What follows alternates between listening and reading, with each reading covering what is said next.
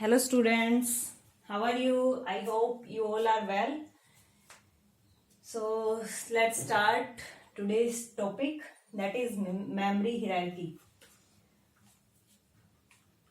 In last videos we have studied about memory and their types.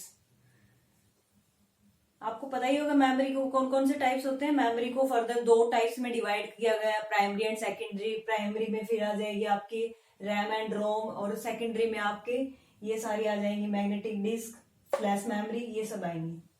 और एक tertiary memory होती है, ये है हमारी मैग्नेटिक टेप और टेप ड्राइव्स.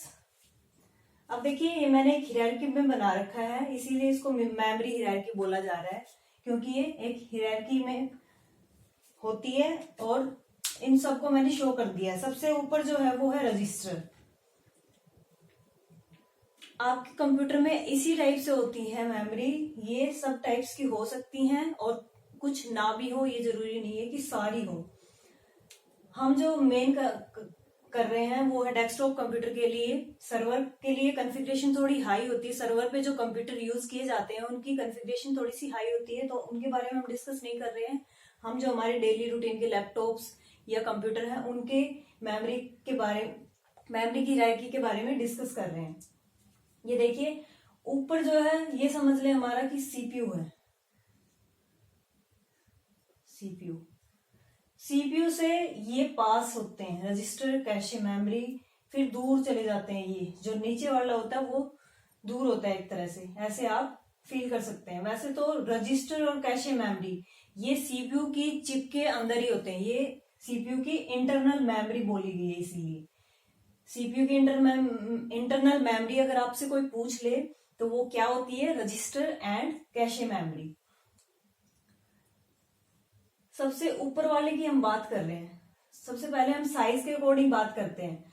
सबसे ऊपर वाली जो मेमोरी है दैट इज रजिस्टर मेमोरी, उसका साइज सिर्फ बाइट्स के अंदर ही होता है.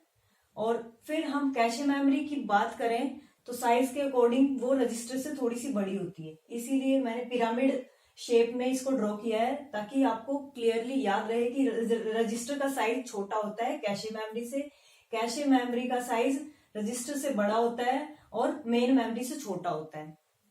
ये इस तरीके से चलती है. जैसे जैसे आप नीचे जाएंगे तो जो मेमोरी का साइज है वो बढ़ता जाएगा. ये बाइट्स के अंदर होता है रजिस्टर.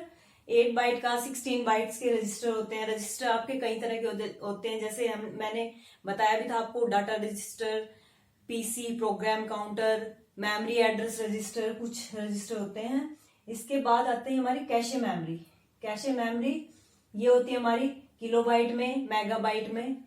और इसके बाद हमारी आती है मेन मेमोरी. मेन मेमोरी का जो साइज होता है वो गीगाबाइट में होता है. और ये होगा मेन मेमोरी. किसको बोलते हैं हम, रैम को ही मेन मेमोरी बोलते हैं. मैंने लास्ट वीडियो में बताया था आपको टाइप्स ऑफ मेमोरी में रैम को हम क्या बोलते हैं, मेन मेमोरी भी बोलते हैं. तो इसका साइज हमारा गीगाबाइट्स में होता है. इसके बाद रैम का साइज 8 GB, 16 GB इस तरीके से आता है. 2 GB, 8 GB, 16 GB. और इसके बाद आता है flash memory, that is USB. USB किसको बोल रहे हैं हम, जैसे पेन ड्राइव हुई हमारी, वो क्या है, सेकेंडरी मेमोरी है. और ये कितनी भी हो सकती है आपकी, 16 GB, 64 GB, 256 GB इस तरीके से होती है. इसके बाद हमारी आती है मैग्नेटिक डिस्क. जैसे जैसे हम नीचे जा रहे हैं तो साइज देखिए बढ़ता जा रहा है. बाइट, किलोबाइट बड़ा होता है बाइट से, क्योंकि एक किलोबाइट में कितनी बाइट्स होती हैं, 1024 बाइट्स होती हैं. और फिर गीगाबाइट में आए, फिर उससे बड़ी कैपेसिटी हो गई यूएसबी की. उसके बाद मैग्नेटिक डिस्क की, हार्ड डिस्क भी जिसको बोलते हैं. हार्ड डिस्क किससे बनी होती है, मैग्नेटिक डिस्क की. मैग्नेटिक डिस्क आपको याद भी होगा, मैंने लास्ट जो हमारी वीडियोस हो चुकी हैं उनमें बताया भी था कि मैग्नेटिक डिस्क के अंदर क्या होते हैं, ट्रैक्स होते हैं, सेक्टर्स होते हैं, और एक पिंडल होता है. ये किस में होगा, ये स्टोर करता है टेराबाइट्स में.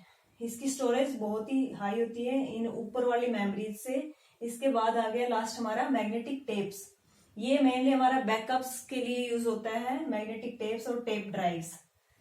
ये पेटाबाइट में डाटा को स्टोर करता है. ये देखिए ऊपर से हम चलते जा रहे थे बाइट से, और कहा किस में आ गए, पेटाबाइट्स. इतना स्टोरेज बढ़ जाती है नीचे जाते जाते। आप सोच रहे होगे, अब हम बात कर लेते हैं कॉस्ट की। आप ये सोच रहे होगे कि रजिस्टर का साइज छोटा है तो कॉस्ट इसकी कम होगी, लेकिन जो आप सोच रहे हो उससे अपोजिट होता है। रजिस्टर का साइज भले ही छोटा है लेकिन वो इससे बहुत ही महंगा पड़ता है, जिससे 10 गुना 10, 15, 20 गुना तक महंगा पड़ता है ये रजिस्टर। यानी कि ऊपर कॉस्ट जो होगी वो हाई होगी, कॉस्ट ऊपर हाई होगी, और जैसे जैसे आप नीचे जाएंगे तो कॉस्ट क्या हो जाएगी, डिक्रीज हो जाएगी।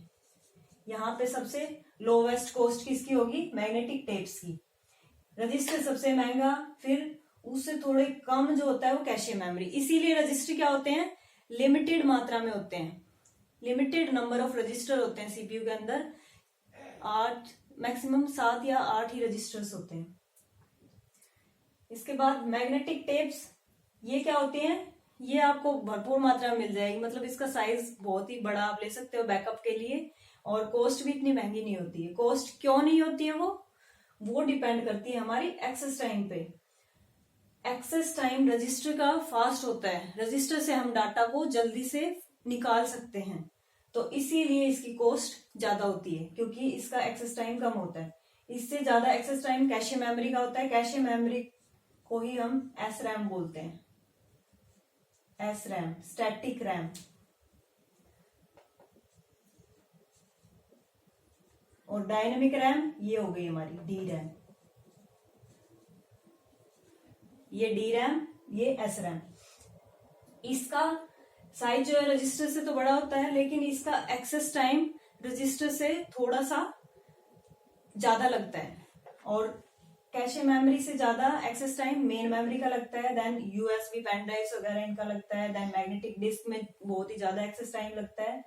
और इसीलिए मेन मेमोरी बीच में इंटरमीडिएट है इनके, CPU के और हार्ड डिस्क के।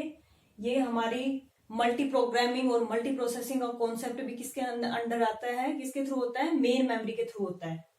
ये मैं आगे नेक्स्ट कमिंग वीडियो में बताऊंगी मल्टी प्रोग्रामिंग मल्टी प्रोसेसिंग क्या होता है। इसके बाद देखिए मैग्नेटिक टेप का तो बहुत ही हाई एक्सेस टाइम होता है, तो नीचे जाएंगे तो आपकी क्या एक्सेस टाइम क्या हो जाएगा, ज्यादा एक्सेस टाइम हाई होगा, और ऊपर एक्सेस टाइम कम होगा। एक्सेस टाइम हमारा रजिस्टर के अंदर लो होगा, और कॉस्ट रजिस्टर की हाई होगी, और जैसे जैसे नीचे जाएंगे एक्सेस टाइम बढ़ जाएगा और कॉस्ट कम हो जाएगी। इसके बाद हम बात कर लेते हैं कि फ्रीक्वेंटली सबसे ज्यादा जो इस्तेमाल होती है वो कौन सी मेमोरी हमारी होती है, वो होती है जो सीपीयू के पास में है, वही ज्यादा एक्सेस होगी, सीपीयू उसी को जल्दी एक्सेस करेगा क्योंकि एक्सेस टाइम उसी का कम होगा। इसलिए रजिस्टर की फ्रीक्वेंसी ज्यादा होती है, उससे डाटा फ्रीक्वेंटली ज्यादा बार बार लेता है सीपीयू रजिस्टर के थ्रू डाटा को, और फिर देन कैशे मेमोरी से और मेन मेमोरी से ऐसे जाते जाते मैग्नेटिक टेप्स की फ्रीक्वेंसी कम हो जाती है, यानी कि फ्रीक्वेंसी नीचे क्या होगी, लो, फ्रीक्वेंसी नीचे की तरफ लो होगी, और ऊपर क्या होगी, फ्रीक्वेंसी ऊपर होगी हमारी हाई, ऊपर ज्यादा फ्रीक्वेंसी होगी, रजिस्टर को ज्यादा टाइम से एक्सेस करता है सीपीयू, बार बार रजिस्टर के थ्रू ही डाटा लेता है और इंफॉर्मेशन जो भी इंस्ट्रक्शन है उनको एग्जीक्यूट करता है। इसके बाद ये तो आपको पता ही होगा, ये जो होती है ये हमारी इंटरनल मेमोरी होती है, रजिस्टर और कैशे मेमोरी ये सीपीयू के चिप के ऊपर ही होती है, और मेन मेमोरी हमारी प्राइमरी मेमोरी हो गई। इसके बाद सेकेंडरी मेमोरी में ये दोनों आ जाते हैं, पेन ड्राइव्स और हार्ड डिस्क, और टर्सरी मेमोरी हमारी होती है मैग्नेटिक टेप्स और टेप ड्राइव्स। तो ये था हमारा मेमोरी हायरार्की के बारे में। अगर आपको वीडियो अच्छी लगी और समझ आया हो और कोई भी कंफ्यूजन हो तो आप कमेंट कर सकते हैं। And thanks for watching, bye bye, see you in the next video, take care.